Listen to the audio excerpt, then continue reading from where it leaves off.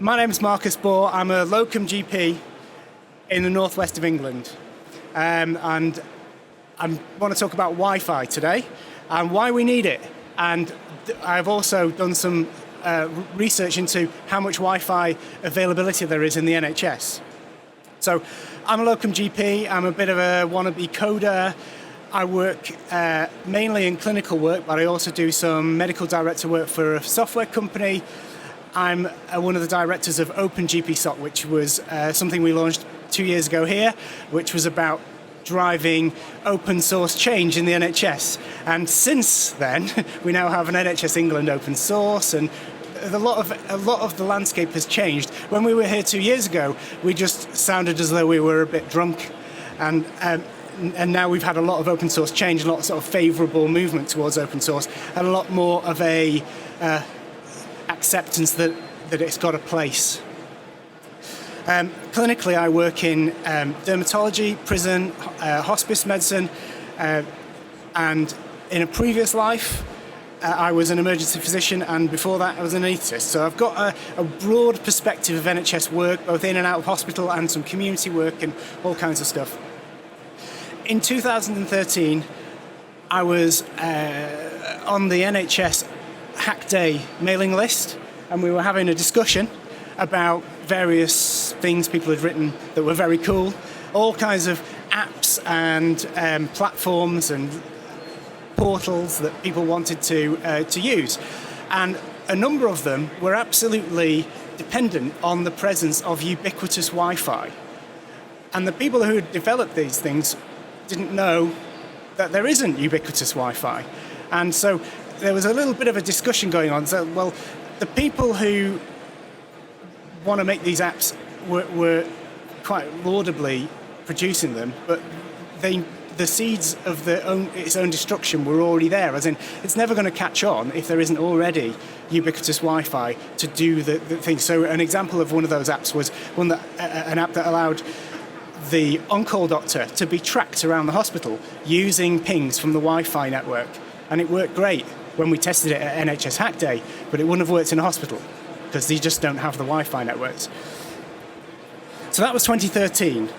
Because of that, I decided to do a survey to find out exactly how much access there is to Wi-Fi, because where there was Wi-Fi, the clinicians were convinced that everybody has Wi-Fi, and where there isn't Wi-Fi, nobody had Wi-Fi. So there's just a very polar opposites in opinion, and no one actually knew. No one had any data on this. So we did a survey. That was the first survey. That's 2013. And the results of those were published at the last EHI. And it's open data, and I'll go into it a little bit more detail later. Just as an aside, this guy, John Popham, is a patient Wi-Fi advocate, and we worked together with him when we were working on this Wi-Fi to try and we're bringing Wi-Fi to hospitals, but I was aware that the issues for patients and for staff are slightly different. So I completely support the work done to enable patient Wi-Fi, and I think it's vitally important. However, for my surveys, I stuck to staff because I wanted to isolate that demographic and I wanted to talk about those issues. So, whistle-stop tour through 2013's results, if only to give you some context, because we've got 2014's results this year. My organisation has free Wi-Fi and I have the password, 20%. So that's how many people can just walk into their place of work and know that they can log on to Wi-Fi. Interestingly, another 20%, there is Wi-Fi, but you don't have the password because you're only a clinician and you're not important enough. So that was the alarming statistic for me. I expected the first one to be low, but what I didn't expect was that there's lots of Wi-Fi out there, but it's just not being enabled for clinicians. So it's there for managers, it's there for IT staff, and that can vary, but that was an alarming thing to hear. I also tried to get some general background, so the other categories are to do with, has anyone found ways around it, like installing their own Wi-Fi and that sort of thing. And Eduroam very small proportion of Eduroam was present. 12% of the respondents said other. And when we looked into their comments at the other, that's what they said.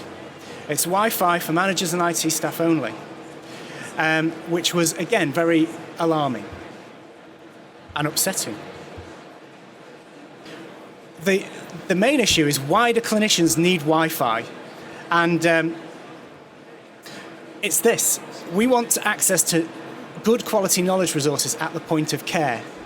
And the days when that could be provided from journals and your memory and books and textbooks has long gone. The journals are online. The books are out of date and they weigh kilos. And there is too much medicine changing too rapidly for anybody to memorize this stuff. And so we rely now on consulting with useful knowledge resources repeatedly during the day. So anecdotally, I have no evidence for this, it's just my opinion, I think it leads to better decision making. You're going to be able to access the information you need to check the NICE guidance, rather than just think, do I remember the NICE guidance right? Is it amlodipine now, or is it something else now for that blood pressure? You actually go and check, and then you make a better decision. You're going to, when you check, you're going to get access to the latest guidance, not the guidance you memorized 6 months ago. And it also enables you to provide a lot better information to patients, because there's some really good resources online for patient information, which you can print out and you can provide to the patient in a number of ways. But that's much better than just saying verbally to the patient what you remember about what they need to know about their condition. This is just a kind of sketch illustration, really, of the kind of resources I will use in a week, in a day, in an average weekday for me, in the variety of areas I work in. So some are obvious, BNF. We've got a growth chart here, which is another story. But yes, these are the kind of things we will look at to get either to make a decision or to get background information. I'm using Gmail all the time. I'm using Google searches. I'm using YouTube. Now, it may not be something that you are familiar with, but YouTube, as well as being a great place to see like kittens waking up, you can also go and find out how to do a lumbar puncture. And you can be shown how to do a lumbar puncture by somebody who's really good at it, good enough that they bothered to actually video themselves and put them on an international website. And increasingly, we are using that as an educational resource. I'm not saying that doctor is going to go watch it and then go, brilliant, I'm an expert. But what they are going to do is prepare and for their first time. So when they get shown by their supervising clinician, they've already seen it a few times. And without access to these kind of resources, we are cutting our clinicians off from some of the best information that's out there. Carrying the books around is not going to wash anymore. We don't have white coats, and there are no pockets. So we can't carry around, you'll see the Oxford Handbook of Clinical Medicine, or what we call cheese and onion, because of its colour, but that was always in the house officer's pocket. Anesthesia for the uninterested, which is a very rare book and probably one of my prized possessions. We can't carry around these books anymore. They're out of date. The up-to-date information is on the internet. You can search it, you can compare one to the other, and it's peer-reviewed. Or if it's not peer-reviewed like a journal is, you can find where it's been reviewed in other ways. I've thrown in a couple of quotes about why it's important to stand up and change something. This, to me, 2 years ago when we started this, it was a much less favourable environment for talking about Wi-Fi. People were wanting to say, well, the NHS is in financial crisis and we're coming out of an austerity or coming into an austerity era, depending on who you ask. And why are you so obsessed about Wi-Fi? Like as if it matters. But it does matter. And we have got to change it so that we can get the knowledge resources to the people who are going to use it. And this is my other favourite quote, which is, I've had made into a T-shirt. All progress depends on the unreasonable man. Because if you were reasonable, you'd just go along with how shit it is now and you'd just carry on doing that, wouldn't you? only the person who can't stand the way it's done now will be unreasonable enough to change it. I thought I'd just point out something that might be, some of you might be thinking is like, are we talking about Wi-Fi here for accessing portals and EHRs and test results and radiology and all that kind of other stuff? Not now, not today. What I'm talking about here is just the internet, and that's what we need. The reason I'm not talking at the moment about all this other stuff is because it is a whole other can of worms. It brings in a layer of, well, adds an order of magnitude of complexity to what we're asking for. Internet is easy, and it should be there already. There are issues with interfacing with the EHRs and vendor-specific complications and the fact that they don't really want to play. There's information governance and device lockdown, authentication, all that kind of stuff involved in looking at patient portals and patient identifiable information in the hospital. So we'll put it on the shelf. You may not be aware that medical schools are supplying iPads to their students, their intake students, usually at about third year. Manchester, which is my local medical school, they're supplying their third years with an iPad, and they do all their clinical work, their assignments and their research, and they maintain a little sort of repository of information, all on that iPad. And the university that they work in, that they're learning in, has ubiquitous Wi-Fi. And when they drop out at the end of their training, if there isn't ubiquitous Wi-Fi in the hospital, they're actually not going to know where to find this information any other way, because they've grown up using the best resources, using the internet, and if they're suddenly cut off, they are not going to be able to find it using the old-fashioned 1970s go to the library and look it up in an index, and it's not going to happen. So we have to address this with an urgency, really. So the 2013 survey, turns out nobody actually had that information. NHS England didn't know, and HSCIC didn't know how much Wi-Fi access there was and where it was. They were very interested to hear, and so I presented it last year here, and they took that away, and actually there were some interesting discussions came out of that. And we have certainly seen a changing attitude, and I've, in the last year, seen a lot of Wi-Fi deployments, even in the community. Now, I'm not going to say that's because of the survey. I think the direction of travel was in that general orientation anyway, but it can't have hurt.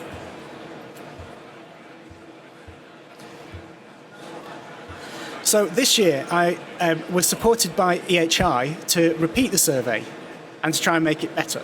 So we did the same thing. We tweaked the questions slightly because we wanted to get a little bit more fine-grained information without swamping people with questions, and we also wanted to get some location information. So I do all my surveys in Lime Survey, which is an open source survey engine, and it's infinitely cheaper, mathematically speaking, than SurveyMonkey, which would have cost me quite a lot.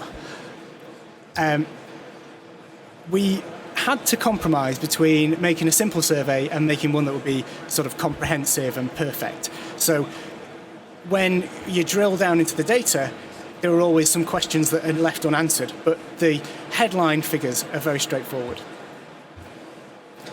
We got about, most of it was secondary care, some of it from primary care, and a sort of slices from all the other NHS sectors. But the people who I think have the biggest interest in Wi-Fi are the hospitals, because the GPs, certainly from my experience, we all sit in front of a terminal all day, so Wi-Fi is less of an issue. Response-wise, we got mostly doctors and then a mixed bag of everybody else in the hospitals. We got an enormous number of librarians for some reason. I don't know if that was just a 2014 thing. The main question, can you access Wi-Fi in your place of NHS work? In 2013, you'll remember there was about 20%, and then add a few more because there was the ones who had free Wi-Fi, there was the ones who had EduRoam, there was also the people who had to pay for their Wi-Fi, but they can all access it in some way. 30%. 50% this year. So that's a good news story.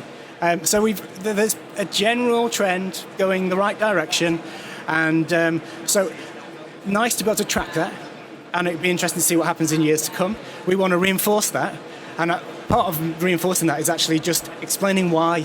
It's not a toy. We're not just interested in looking at Twitter. We actually want to do something useful with this information. If we drill down a little bit into the yes, good proportion can bring your own device. Good proportion getting provided with a device, actually. I thought I was quite impressed by that. Not good at all. Logging on a web page after you connect to the Wi-Fi network, or what we call a landing page, that reduces the usability to almost zero. So 40% of the Yes Wi-Fi group said that. So that we don't like that. Eduroam seems to have increased since last year, although remember this is subgroup analysis, so last year it was like 2.5% of everybody. Now it's 6% of just the people who said yes. So they may be just the same. Quite a lot of commercially provided Wi-Fi. I don't know if that's good or bad without knowing particularly whether it's free or not. But a good proportion of it is free. So that says all the people who said yes, 75% of it was free. So that's not bad. This was disappointing though. I wanted to get a feel for the people who had Wi-Fi access and they're roaming around the hospital. Does it work everywhere, or is it just like in one place? Is it in Costa Coffee? Is it in the library? Or is it all places you need it to? And only 50% were able to say that that's true. In the no Wi-Fi subgroup, what we're interested in is what's the barriers or why isn't it happening? 50% it was Wi-Fi access for work devices and I haven't got one. So that's troubling, really, that we've got clinicians who are making important clinical decisions every day. We know where the information is that they need to get that decision made, and we also know that they only need a trust device to access that, but we won't give them one because they're not important enough, evidently. That's a worrying attitude from a trust. There's a proportion that I wanted to identify, do people think it's not required? And a small number of people felt that it wasn't required. Many of those may have been GPs, because to them it isn't. And certainly to me, when I'm in GP land, it isn't. I'm sitting in front of a terminal all day. 30% there are no Wi-Fi networks at all. And I also wanted to see whether people were using 3G and things to get around the issues. Now, a very low proportion responding that there's adequate 3G. I mean, you can imagine hospitals, they're either built, the modern ones are built like Faraday cages, they're just steel, you can't get a signal in, and the older ones are built of stone or big thick brick, and so you just don't get a good 3G signal. Let's get this working. So that's the response sort of thrown onto a map, and really I only done that to show that we did get a reasonably good coverage of the UK. What you can see there looks like a population map of the UK, which is what it should do, because that's where the people are, that's where the doctors are. And so we got a reasonable spread. Wales couldn't be bothered, or at least Mid Wales couldn't be bothered, but apart from that, we got a reasonable response. And this is actually live on a website, it's on my website, and what I did was connected each and every response to the survey. So you can see, you can actually drill down to even their comments for every pin. Every pin on there is a response by an individual, and you can drill down and have a look at that data. I tweeted the URL for this earlier on. Get rid of that. So we can summarize. It's an improvement. Not enough people have access. Lockdown to certain staff groups, which as I've explained, is not good enough. We are clinicians and we're making decisions. We need the information. A lot of non-free Wi-Fi, which isn't good. And when you have got it, it's not everywhere you need. So there's work to be done, but I think overall a good news story. These are my messages for today, that I want anybody who's in the IT, involved in deploying IT or working in a trust, or wonders why anyone would bother to stand up and whinge about IT for half an hour. We're not coming at it like it's a toy. This is about smart, safe work in a hospital environment, in a clinical environment, in a community environment, wherever it is. no one would take the stance in an argument that you don't need a hospital library. But the hospital library is virtually obsolete compared with the internet and the resources we have available to us on the internet. Arguing that you don't need Wi-Fi is the same as arguing, in my view, that you don't need a library. And no one would take that view, so that kind of makes it self-evident. Bring your own device. We have this issue of trust and what people might do if they use their own device on Trust Network to access the internet. Well, those are the people that you trust to treat your patients in your trust, okay? These have got access, these doctors, nurses, clinical staff have got access to children, vulnerable adults, the elderly and infirm. But you don't trust them to access the internet in case of what they might do with it. Now, that's illogical. You either need to stop letting them treat patients or allow them access to the internet. But you can't put it both ways. If you want to provide trust hardware in order to get rid of some risk that you perceive, then do it. But just give them the hardware that they need. It shouldn't have to be a rite of passage that junior doctors can't have the trust hardware because they're not important enough and they don't make clinical decisions, which I think you'll find is not the case. Junior doctors are making a lot of clinical decisions all the time. Landing page logins completely wipe out usability. Don't do it. Will I need to do this again in 2015? I don't know, actually. Okay, that's what the last lot said, actually, as well. So it will be very interesting to see what the trend will be. And, it's something that, to be honest, I probably do intend to do it again. So it's fun to do and see the development. It'd be nice to see another 20% increase between now and next year. Whether that will happen or not, I don't know.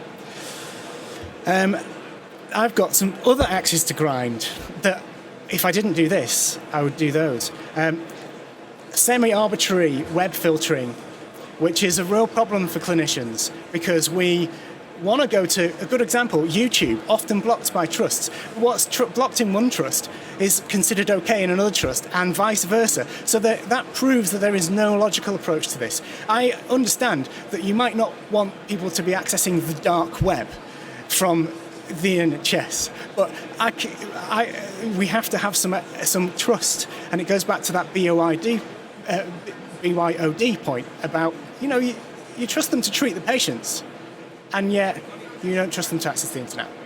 So the web filtering is going to come under scrutiny. So watch out. And the IT hardware as well, which was bought in the Blair era when there was just money pouring out of the cracks in the walls in the NHS, and Tony Blair was shaking hands with Bill Gates and we were all signing contracts. And that infrastructure has in many cases not been updated, and we're still using, essentially what now will be referred to as the thin client machine for our desktop, and it's, again, we're trying to run web applications using HTML5, CSS, in Google Chrome 30, and they just can't cope. So that's more or less it. The survey is still live for anyone who did want to go away and complete it. This entire presentation is on my website, which I tweeted the link to before as well. So you can get, if you want to have a look at the links, you can go to the presentation and find the links that way. And on the same website is that mapping showing where the responses are. And what I plan to do is, as I get more responses, I'll add them to the map. So we'll actually continually develop this sort of resource about where the Wi-Fi is and where it isn't.